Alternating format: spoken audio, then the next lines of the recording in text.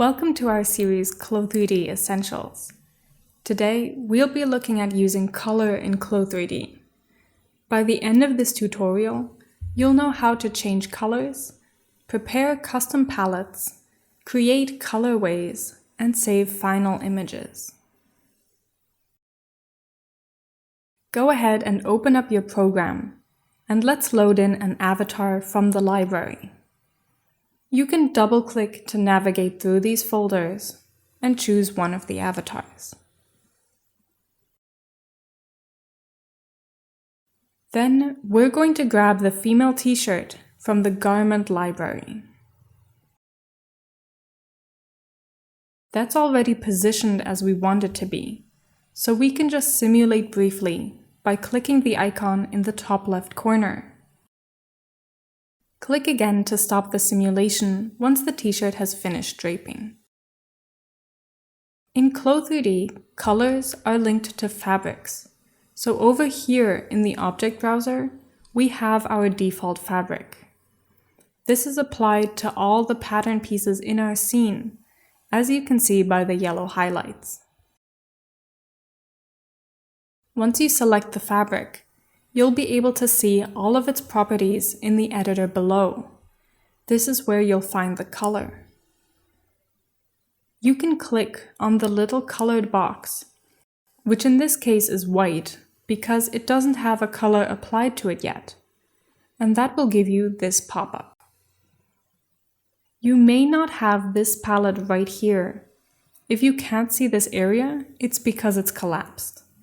All you have to do is click on the term Palette Library to unfold the saved palettes.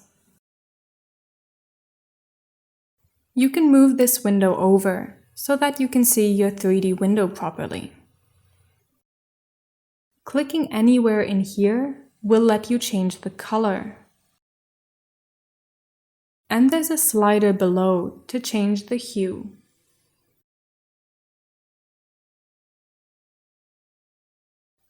If you want to color pick from something already in the program, you can use the eyedropper tool.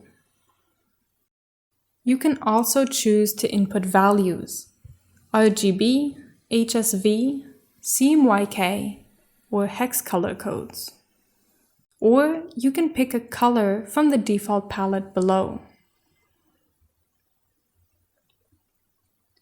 The default palette can be cleared using the Reset Custom Palette button, and then you'll be able to add whatever colors you'd like, creating your own personal palette.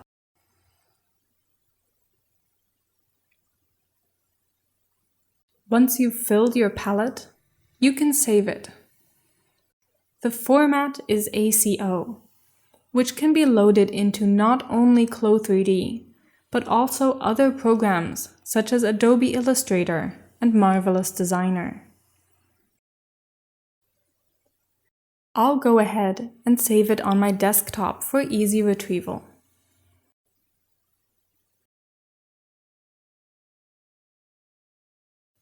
On the right, you have some Pantone palettes to choose from. And there's a plus icon that lets you load in your own palettes. If I open the palette I just saved to my desktop, I can use my happy palette anytime.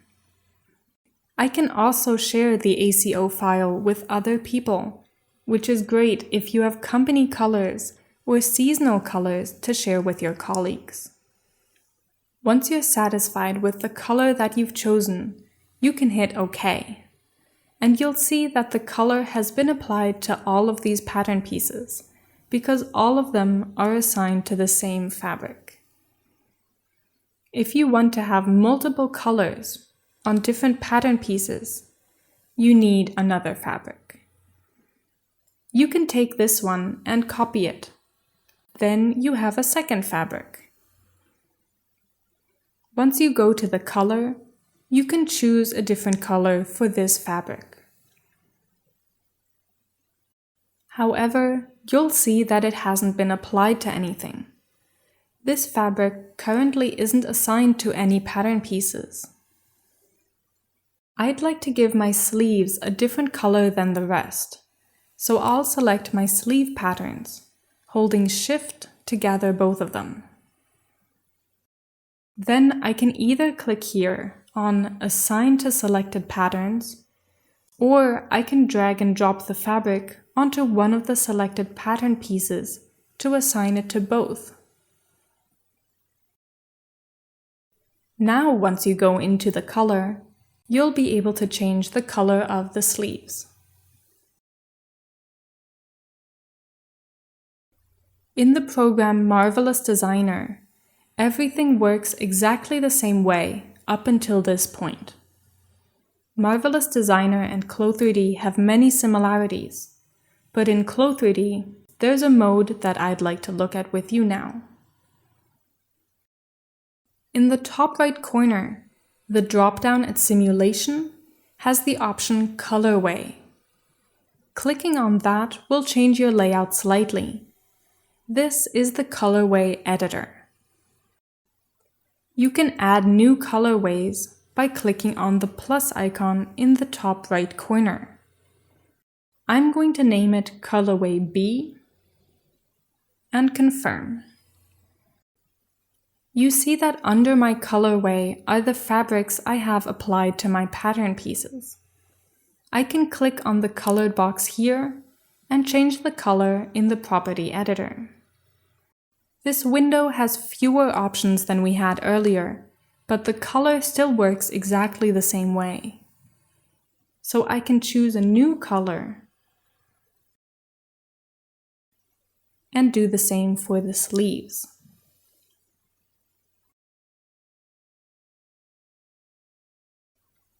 Now I have different colors in the 3D window, but my thumbnail hasn't changed. I need to refresh it by clicking on the Update button. Then my thumbnail also represents the changes that I've made. Let me create a third colorway and adjust its appearance. This time, I'll choose my colors from one of the Pantone palettes.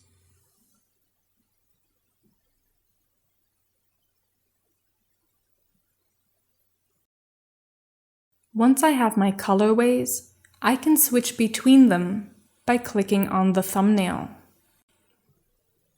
So now I have 3 colorways, and up here I have the option Save Image. If I click on that, a pop-up asks me where I'd like to save my image. I'm going to save on my desktop again. And then I get a pop-up asking me how I want to save this snapshot, which is pretty much a screenshot of my 3D window. There are the options Single and Multi-View, and you'll notice that my image size is set to A4, a standardized size that you can find in the presets. On the right, under Options, I definitely want to hit Save All Colorways, because I have 3 that I want to be able to use in a presentation, documentation, or post to social media. Then I can go ahead and save, and all 3 colorways will be saved to my desktop. You see them right here. That gives me a PNG with a transparent background, which I can use for other tasks. That wraps up how to use color in CLO3D. Check the description box for more information and drop your suggestions in the comment section below. Have fun!